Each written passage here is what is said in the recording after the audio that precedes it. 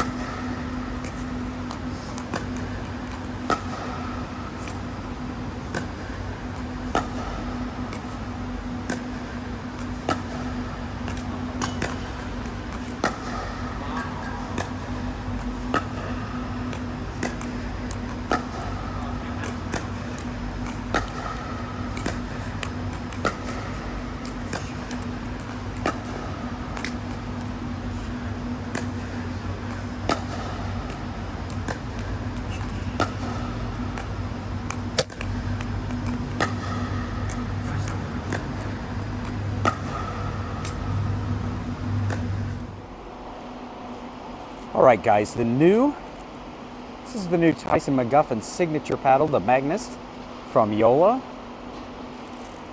Let's see what this bad boy will do. Going right off the target. This could use a little more weight. I'm just hitting it right out of the box as is, and it only weighs 8 ounces. I feel like optimal for me. Just popped a weight on here. You notice that ball didn't get all the way back to the target, and that's probably just a little bit of mass. All right. Same thing right there. That is directly at the target, but just lacked a little mass. Yeah, same thing. Golly. Let me go after that.